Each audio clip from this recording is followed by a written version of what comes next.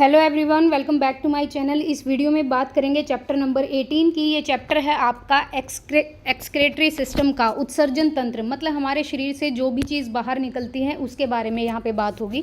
सबसे पहला क्वेश्चन है, प्रकाश संश्लेषण की क्रिया के दौरान, चलो ये तो मैं बताना भूल गई, ये साइंस की सीरीज़ है और ये एचएसएससी के जो एग्ज़ाम है आपके ग्रुप सी और ग्रुप डी के लिए, इवन आपका अगर सेंट्रल लेवल का भी एग्ज़ाम है, अगर उसमें जीएस जीके और साइंस अलग अलग से दिया है तो आप कर सकते हैं। ये एनसीईआरटी डेटा है। और दूसरा आपका क्या है कि ये सारे पीवाईक्यू हैं जो पूछे गए हैं, जो कि आयोग ने आंसर माने हैं उनके आधार पर। पहला क्वेश्चन है, प्रकाश संश्लेषण की क्रिया के दौरान पेड़ और पौधे कौन सी गैस बाहर छोड़ते हैं। ध्यान रखिएगा कि पेड़ और पौधे जब प्रकाश संश्लेषण करते हैं तो ऑक्सीजन गैस छोड़ते हैं और रात को कार्बन डाइऑक्साइड छोड़ते हैं। ऐसा नहीं है कि पौधे हमेशा ही ऑक्सीजन छोड़ते रहेंगे। इसके दौरान ऑक्सीजन गैस बाहर निकलती है और कार्बन डाइऑक्साइड से वो अपना भोजन बनाते हैं। कार्बन डाइऑक्साइड हमारे वायुमंडल में बहुत ही महत्वपूर्ण है। 0.03% की रेशो से ये हमारे एटमॉस्फेयर या एनवायरनमेंट में रहती है। उसके अलावा क्या होता है कि कार्बन डाइऑक्साइड हमारी जो अगर आग लग गई है, ऑक्सीजन की उपस्थिति में ही लगती है आग, अदरवाइज पॉसिबल नहीं है, तो कार्बन डाइऑक्साइड जो होती है वो बहुत सहायक होती है आग बुझाने के लिए। और जो सूखी बर्फ़ होती है उसको क्या कहते हैं हम, कार्बन डाइऑक्साइड। यहाँ पे मैं प्रकाश संश्लेषण के बारे में 2-3 पॉइंट्स आपको बताऊँगी। सूर्य प्रकाश के प्रभाव के कारण जो पेड़ पौधों में कार्बन डाइऑक्साइड और ऑक्सीजन के संयोजन से, मतलब इन दोनों से मिलकर जो पदार्थ होता है, जो कि हमारा एक जैविक पदार्थ होता है बायोलॉजिकल, उसमें एक तो शुगर है और एक आपका स्टार्च है। स्टार्च किसके अंदर होगा? स्टार्च हमारा पेड़ों के अंदर होगा। तो इसी प्रक्रिया को क्या कहते हैं हम, प्रकाश संश्लेषण। और दूसरी चीज़ ये है कि इसमें जो ऊर्जा मिलती है वो आपकी सूर्य से मिलती है, ये भी ध्यान रखिएगा।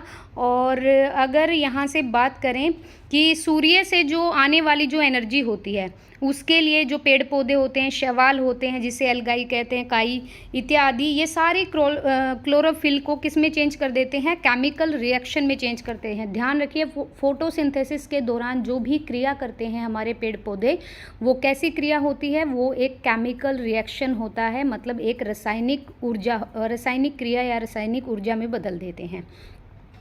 इसके अलावा जो हमारा यहाँ पर फोटोसिंथेसिस को लेकर है, ये इतना याद रखिएगा आप। कौन सा प्रकाश संश्लेषण के लिए आवश्यक नहीं है? इसमें ऑक्सीजन की ज़रूरत नहीं होती है। प्रकाश संश्लेषण के दौरान ऑक्सीजन गैस निकलती है, बट प्रकाश संश्लेषण क्रिया के होने के लिए ऑक्सीजन का होना ज़रूरी नहीं है। मतलब अगर पेड़ पौधे जो हैं वो बिना ऑक्सीजन के भी क्या कर सकते हैं, प्रकाश संश्लेषण। उसमें तो CO2 ज़रूर होती है। आपसे पूछा जाएगा कि प्रकाश संश्लेषण में जो महत्वपूर्ण होती है गैस, वो CO2 होती है या O2 होती है, तो ध्यान रखिएगा।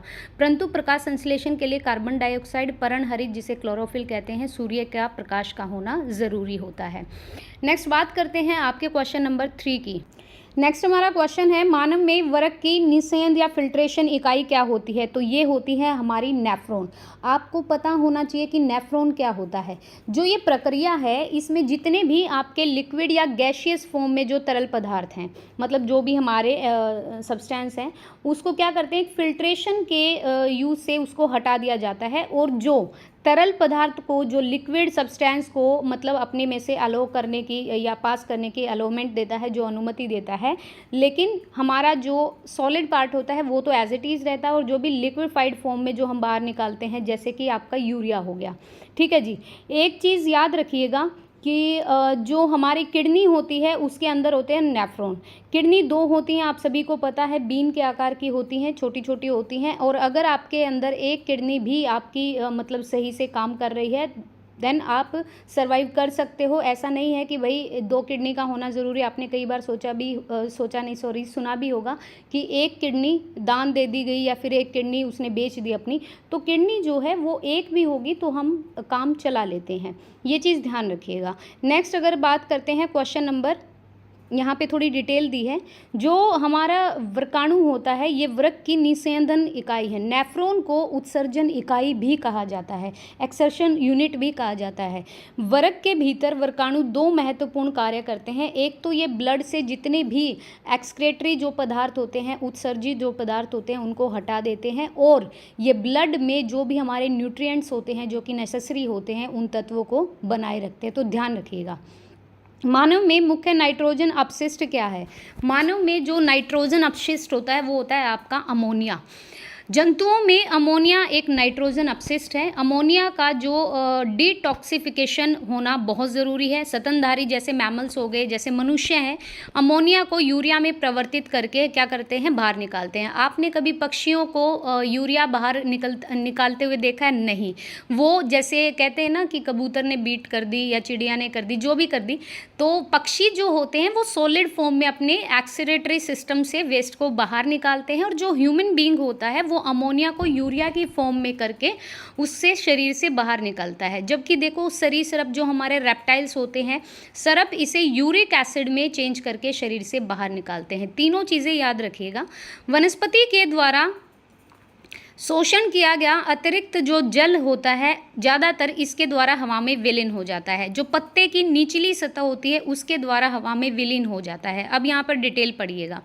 पादप अवशोषित किए हुए जल का 90 to 90% जो भाग होता है वो ट्रांसपिरेशन के दौरान निकाल देते हैं, और 5 से 10% ही क्या करते हैं, यूज़ करते हैं। ज़्यादा जल की मात्रा पत्तियों की सतह के नीचे जो स्टोमेटाज होते हैं वाष्प के रूप में निष्कासित हो जाता है, उड़ जाता है पानी। ज़्यादा पानी नहीं लेंगे, और अगर ज़्यादा पानी हो गया पत्तियों में तो जो छोटे छोटे जो हमारे पत्तियों में छेद होते हैं, जो पोर होते हैं, वो फट जाते हैं। ये भी ध्यान रखिएगा। जो स्टोमेटा से CO2 और O2 का भी आदान प्रदान होता है, तो ये सब पत्तियों के द्वारा होता है। गुर्दे की इकाई क्या होती है? ये होती है नेफ्रॉन। ये सेम चीज़ है कि जो हमने फर्स्ट क्वेश्चन में करा था। वर्काणु वरक की निस्यंदन इकाई है। नेफ्रॉन को हम एक्सक्रीटरी या एक्सर्शन यूनिट भी कहते हैं। इसके भीतर दो महत्वपूर्ण कार्य तो होते हैं। एक तो हमारा जो ब्लड है उससे सारा एक्सक्रीटरी जो एलिमेंट्स है, या फिर एलिमेंट ना कहें, सब्सटेंस जो होते हैं उनको बाहर निकालना, और रुधिर में आवश्यक जो न्यूट्रिएंट्स होते हैं, नेसेसरी जो हमारे न्यूट्रिएंट्स हैं, उनको बनाए रखना। निम्न अंगम में से प्रत्येक मूत्र प्रणाली का हिस्सा है सिवाय इसके। तो देखो, गुर्दे से ऑब्वियसली फिल्ट्रेशन होता है वृक्क के माध्यम से, मूत्राशय, मूत्रवाहिनी। मलाशय नहीं है, ये आपका क्या है, मूत्र प्रणाली में 4 अंग होते हैं। एक वृक्क, किडनी बोला जाता है, यूरेटस बोला जाता है, एक यूरिनरी ब्लैडर होता है, और एक यूरेथ्रा होता है। तो जो आपका मलाशय है वो यहाँ पर मूत्र प्रणाली का भाग नहीं है। वृक्क रक्त को छानकर, जो हमारा वृक्क होता है किडनी, वो रक्त को छानने का काम करता है और अपशिष्ट को अलग करते हैं। प्योरीफाई ब्लड तो होता नहीं है सारा, अनप्योरीफाइड भी होता है, प्योरीफाई करते हैं उसको। मूत्रवाहिनी उस अपशिष्ट को वृक्क से मूत्राशय तक लेके जाती है, और मूत्र मार्ग मूत्र को बाहर ले जाता है। ध्यान रखिएगा भाई। निम्न में से कौन सा गुर्दे का कार्य है? तो ये जो यूरिया का हमारा निर्माण करना है, अमोनिया में चेंज करके जो बाहर निकलता है, वही चीज़ है। एक तो रुधिर होता है ब्लड, इससे मूत्र के रूप में अपशिष्ट पदार्थों का निष्कासन, रक्त के पीएच का नियमन बनाए रखता है, ऑब्वियसली रक्त का बैलेंस बनाए रखता है। रुधिर प्लाज्मा की सांद्रता का नियम, जिसे हम प्रासरण नियंत्रण कहते हैं, उसको बनाए रखता है। सांद्रता होती है कंसंट्रेशन। शरीर में ऑक्सीजन की कमी होने के विशेष एंजाइम के स्रवण से जो वृक्क एरिथ्रोपाइटिन नामक जो हार्मोन होता है वो लाल रुधिराणु के तेजी से बनने में सहायक होता है, और कुछ पोषक तत्व के जो अधिशेष भाग हैं उसको शर्करा, अमीनो अम्ल आदि का निष्कासन करता है। ध्यान रखिएगा। गुर्दे के शीर्ष पर स्थित अंतःस्रावी ग्रंथि कौन सी है? जो गुर्दे के ऊपर जो ग्रंथि होती है वो होती है आपकी एड्रिनल ग्लैंड। एड्रिनल को अधिवृक्क ग्रंथि हिंदी में बोला जाता है।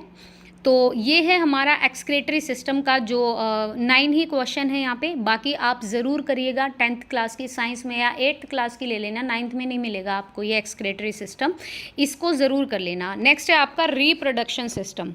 देखिए, एक्सक्रीटरी सिस्टम से मेनली जो 90 to 95% जो क्वेश्चन बनेंगे वो बनेंगे आपके नेफ्रॉन या किडनी से। ठीक है। दूसरा मैं कुछ बता देती हूँ कि हमने ये भी पढ़ा कि हमारे शरीर में कुछ उत्सर्जन अंग होते हैं, जैसे यहाँ पे पढ़ा हमने, वृक्क है, मूत्रवाहिनी है, मूत्राशय, मूत्र मार्ग है, ये होते हैं। और नेफ्रॉन के बारे में पढ़ा, तो नेफ्रॉन जो है वो आपकी एक संरचनात्मक इकाई है, इसका एक स्ट्रक्चर होता है, और उत्सर्जन का अगर पूछा जाए कि उत्सर्जन का क्या अर्थ है, उत्सर्जन तंत्र का, तो ऑब्वियसली शरीर से जितने भी हम अनयूजुअल या फिर अनयूजुअल ना कहूँ तो अपशिष्ट जो पदार्थ होते हैं उसको निकालने की प्रक्रिया ही क्या होती है, उत्सर्जन करना होता है। ये ध्यान रखिएगा ज़रूर। इससे जो क्वेश्चन बनेंगे वो आपके सारे किडनी से रिलेटेड बनेंगे। और अगर यहाँ पर थोड़ा सा और अगर मैं बताऊँ तो अगर मैं बता देती हूँ अमोनिया के बारे में, अमोनिया क्या होता है। जो अमोनिया है ना, ये उत्सर्जन प्रक्रिया के द्वारा संपन्न किया जाता है। जैसे हमारी भाई मैमल्स के बारे में हमने पढ़ लिया, मछलियाँ होती हैं, उभयचर होते हैं, जो हमारे जलीय कीट होते हैं, वो सब क्या करते हैं, वो अमोनिया का ही उत्सर्जन करते हैं। तो अमोनिया उत्सर्जन के लिए हमारे पेट में या हमारे शरीर में जल भी तो होना चाहिए, तो जल को ही तो नाइट्रोजन जो अमोनिया को यूरिया में जो चेंज करते हैं उसी की फॉर्म में बाहर आता है। यूरिया की अगर हम बात करें तो ये जितने भी स्तनधारी या समुद्र में रहने वाले जो हमारे जानवर होते हैं या मछलियाँ होती हैं, इनको यूरिया उत्सर्जी कहा जाता है। कोशिकाओं के द्वारा जो उत्सर्जित जो अमोनिया होता है ना हमारा, उसको क्या करते हैं, यूरिया में चेंज कर देते हैं। ध्यान रखिएगा, अमोनिया को यूरिया में चेंज करते हैं और जिससे जो हमारे वर्क होते हैं, जो हमारी किडनी होती हैं, वर्क ही बोलेंगे उसको, इसके द्वारा बाहर निकाल दिया जाता है। यूरिक एसिड मैं बता चुकी हूँ, जितने भी आपके पक्षी होते हैं, रेप्टाइल होते हैं या फिर जो इंसेक्ट्स होते हैं, वो यूरिक अम्ल का यूज़ करते हैं। वो लिक्विफाइड फॉर्म में नहीं, वो आपकी एक सॉलिड फॉर्म में क्या करते हैं, एक्सक्रेट करते हैं, बाहर निकालते हैं। तो ये सारा ध्यान रखिएगा। ये क्वेश्चन बन सकते हैं यहाँ से। बाकी अगर आपको डिटेल से पढ़ना है तो प्लीज़ आप साइंस NCERT पढ़िएगा, ऐसे ही कोई बुक मत उठा के पढ़ लीजिएगा, ठीक है।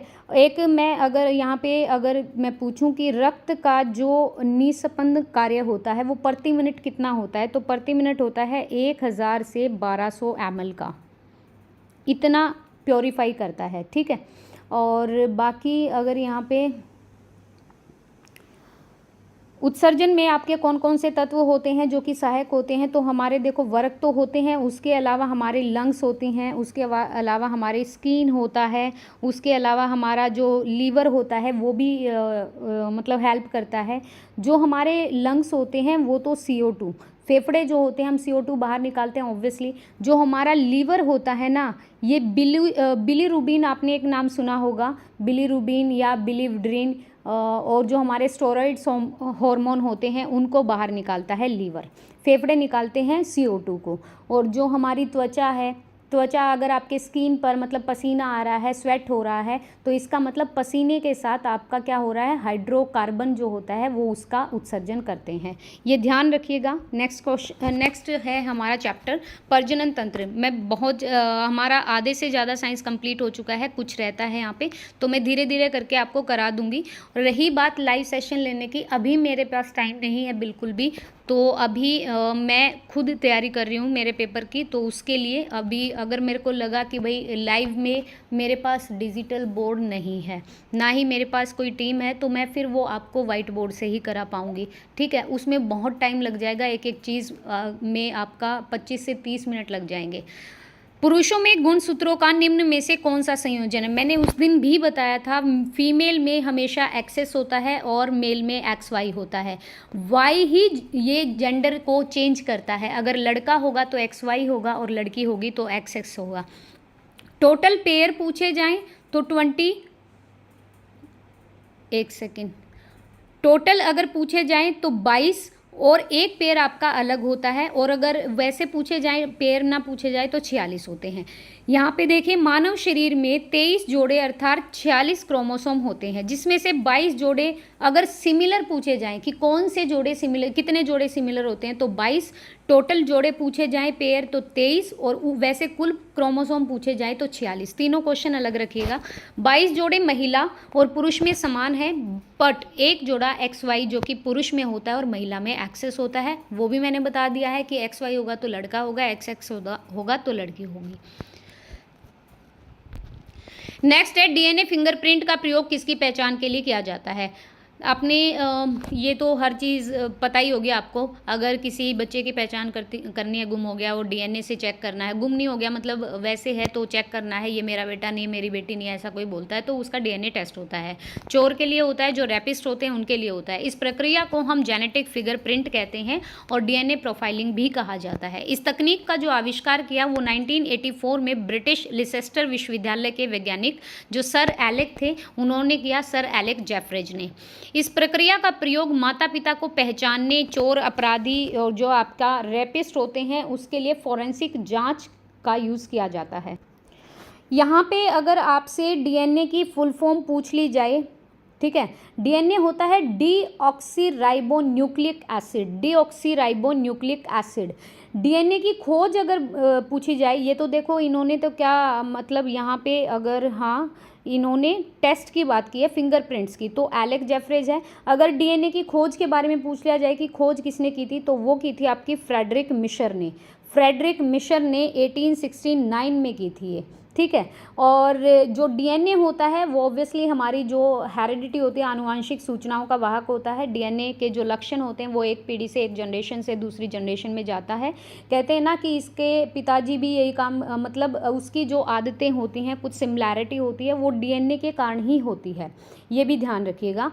और ये हमें हमारे पेरेंट्स से मिलता है या हमारी जो भी हेरिडिटी है उसके द्वारा हमें मिलता है। डीएनए एक पीढ़ी से, एक जनरेशन से दूसरी जनरेशन में चलता रहता है, तो ये वंशानुगत होता है। उसके अलावा जो हमारा डीएनए है और मैं बताऊं, ये 3 तरह का होता है। एक तो होता है ए डीएनए होता है, ये ध्यान रखिएगा। एक होता है आपका बी डीएनए और एक होता है आपका जेड डीएनए। और डीएनए की खोज हमने यहाँ पे पढ़ी ली, जॉन फ्रेडरिक ने की थी 1869 में। डीएनए की जो संरचना है हमारी, वो आपने कई बार ये अगर आपने साइंस वगैरह पढ़ी होगी तो आपको पता भी होगा, हेलिक्स मॉडल किसने दिया था, क्रिक ने दिया था और एक जना और था इसके साथ। तो यहाँ पर जो डीएनए के 4 रासायनिक आधार होते हैं, डीएनए के कुछ रासायनिक आधार होते हैं, यहाँ से क्वेश्चन पूछा जाता है। एक तो होता है इसमें एडेनिन, एक होता है इसमें ग्वानिन, एक होता है इसमें थाइमिन और एक होता है इसमें साइटोनिन। थाइमिन और एक होता है साइटोसिन, साइटोसिन कह लो। एडेनिन, ग्वानिन, थाइमिन और साइटोसिन। आपसे इनमें से एक ऑप्शन हटा के पूछ लेगा कि डीएनए में इनमें से क्या नहीं होता, तो ये पूछा जा सकता है। और अगर यहाँ पे और बात करें डीएनए के बारे में, तो डीएनए का जो स्ट्रक्चर है, हेलिक्स जो मॉडल है, वो किसने दिया था, तो एक तो मैंने बताया यहाँ पे क्रिक ने दिया था, इसका पूरा नाम है आपका फ्रांसिस क्रिक, और एक आपका दिया था जेम्स वॉटसन ने, ठीक है। इनको 1963 में इसके लिए नोबेल प्राइज़ भी मिला था। और इन्होंने ये बोला था जितनी भी हमारी लिविंग सेल है, जीवित कोशिका है, उनमें पाया जाने वाला जो क्रोमोसोम होता है वो डीएनए होता है। तो एक तो याद रखिएगा वॉटसन और एक आपको याद रखना है क्रिक, इन्होंने डीएनए का हेलिक्स मॉडल दिया था। नेक्स्ट आगे बात करते हैं, बाजार से उपलब्ध गर्भरोधक गोलियों में क्या होता है, शाकानाशी, प्रतिजैविक, स्टेरॉइड या अकार्बनिक। जो ये स्टेरॉइड हार्मोन्स होता है इन टैबलेट्स में, इसीलिए ज़्यादा नहीं लेनी चाहिए। ये स्टेरॉइड हार्मोन मानव शरीर में 3 अंतःस्रावी अंगों द्वारा स्रावित किया जाता है। एक तो वृषण हो गया मेल का, टेस्टोस्टेरोन अंडाशय तथा अंडाशय द्वारा एस्ट्रोजन अधिवर्ग, बाह्यक द्वारा कॉर्टिसोल और एल्ड्रोस्टेरोन। सभी स्टेरॉइड हार्मोन कोलेस्ट्रॉल से ही उत्पन्न होते हैं, ये ध्यान रखिएगा। जो हमारा ये टेस्टोस्टेरोन है ये मेल में होता है, एस्ट्रोजन हमारा फीमेल में होता है, ठीक है। और दूसरा ये क्या है, गर्भरोधक जो गोलियां होती हैं जो कि प्रेगनेंसी को रोकती हैं, ये सारी हमारी स्टेरॉइड्स होती हैं। डीएनए एक अणु में न्यूक्लियोसाइड्स में क्या होता है, डीएनए के एक अणु में क्या होता है, तो नाइट्रोजन क्षार होता है, पेंटोज की शर्करा होती है और फास्फोरिक अम्ल होता है। डीएनए एक वृत्त अणु है जिसमें बड़ी संख्या में न्यूक्लियोटाइड जो यूनिट्स होती हैं वो प्रेजेंट होती हैं, इसीलिए इसे बहुन्यूक्लियोटाइड कहा जाता है।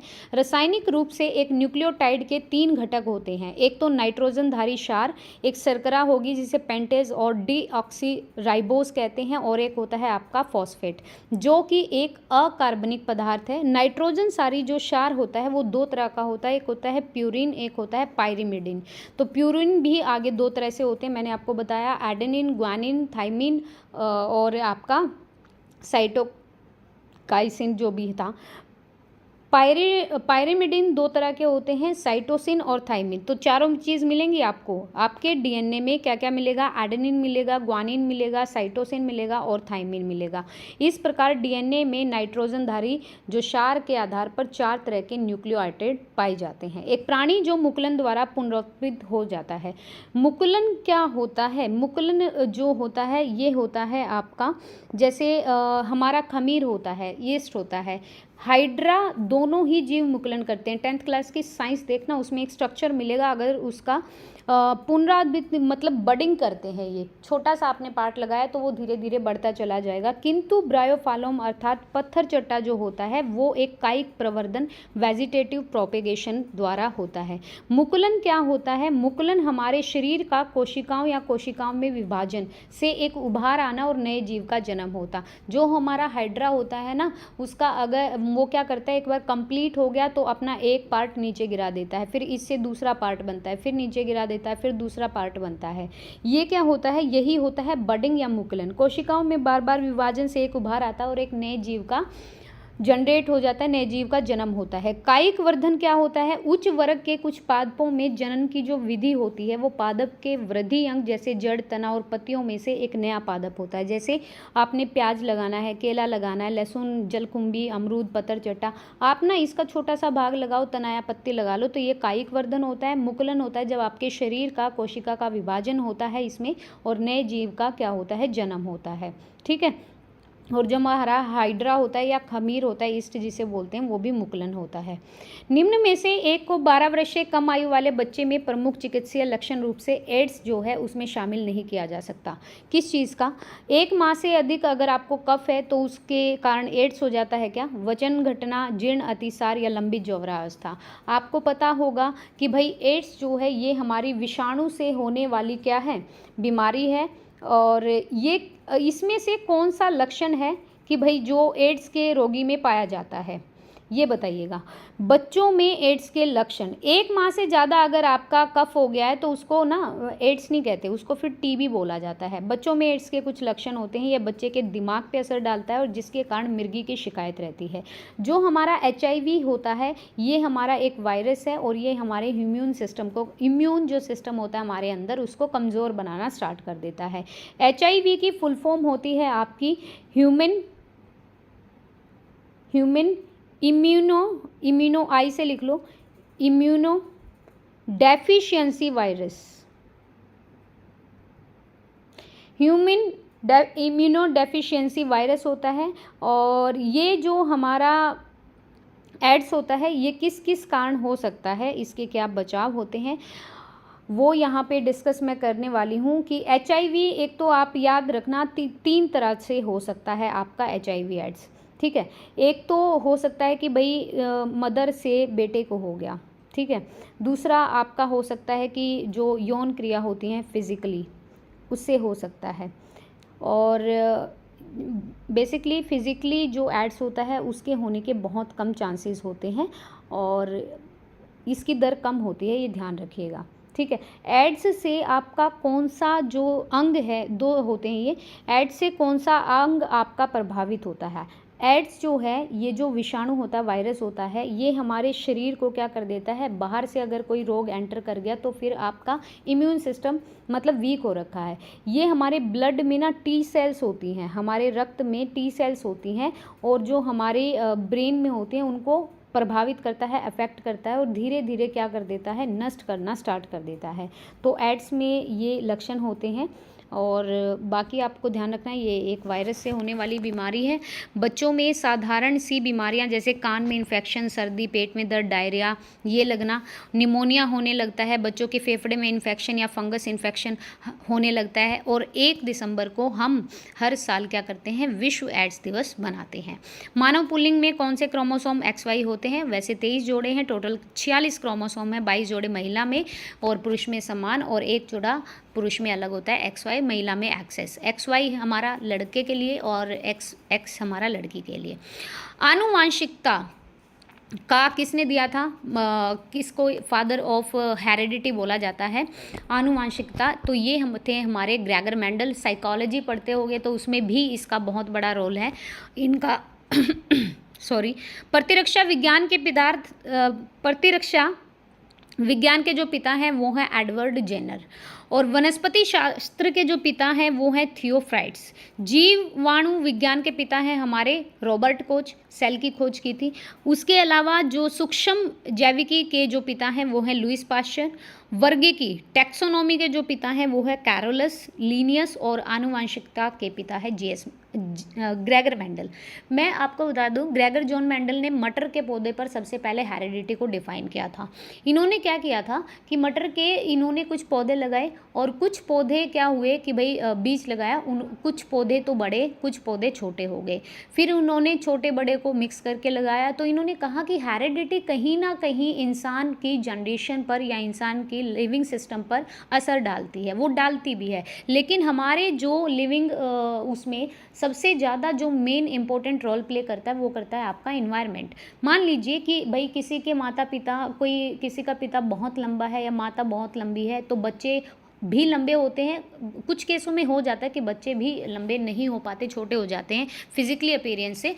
दूसरा, अगर मैं बात करूं कि अगर किसी के माता पिता कम पढ़े लिखे हैं या किसी के माता पिता बहुत पढ़े लिखे हैं, तो ज़रूरी नहीं है कि बच्चा भी पढ़ा लिखा हो। तो वातावरण हमारा क्या करता है, हमारी लिविंग सिस्टम पे असर डालता है, हमारे जीवने की जो प्रक्रिया है या हमारे जीने की कला पर असर डालता है, ध्यान रखिएगा। पुरुषों में यौवना प्रारंभ पर निम्न में से कौन से परिवर्तन होते हैं सिवाय इसके? हड्डियों का विकास होता है, मसल्स भरने लगता है शरीर, आवाज़ का भारी होने लगता है एडम एप्पल की वजह से, और हमारे जो हेयर ग्रोथ होती है आर्म फिट में होती है, हमारे फेस पर होती है, इन पर क्या आ जाते हैं, बाल आ जाते हैं। तो प्रोटेस्ट ग्रंथि की जो क्षीणता है वो तो नहीं होगी कि भाई प्रोटेस्ट की ग्रंथि खत्म होना शुरू कर देगी।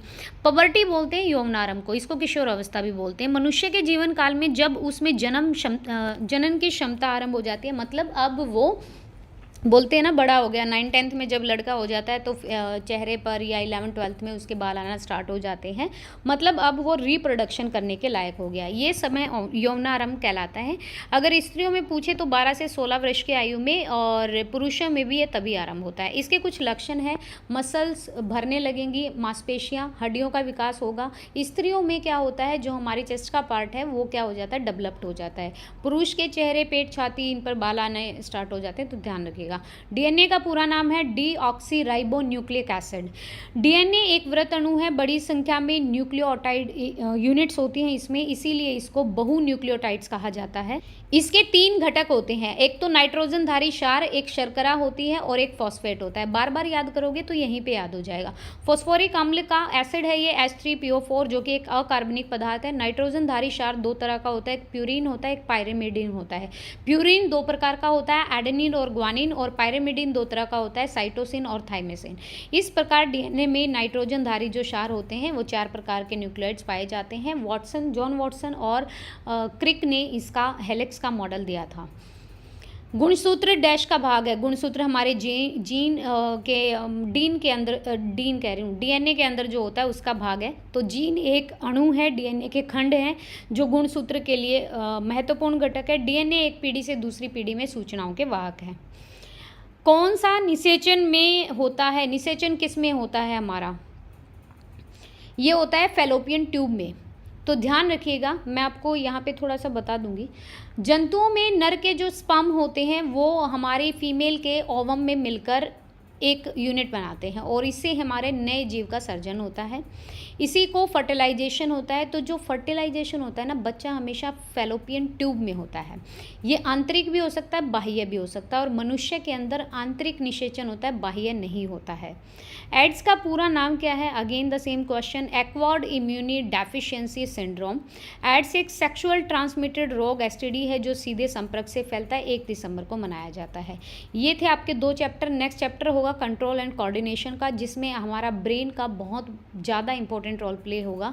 ब्रेन के इसमें हम सारे पार्ट्स पढ़ेंगे, सेरिबेलम क्या होता है, सेरिब्रम क्या होता है, मेडुला क्या होता है। देखो काफ़ी सारे क्वेश्चन भी हैं इससे, तो ब्रेन के लिए मैं आपको अलग से अपने नोट्स बना लूँगी मैं ब्रेन सिस्टम पे, और फिर वो पढ़ लेंगे वहाँ से। वीडियो देखने के लिए thank you so much. Video पसंद आए तो please like and share and please subscribe the channel, and guys please support the channel also. Thank you so much, thank you for watching.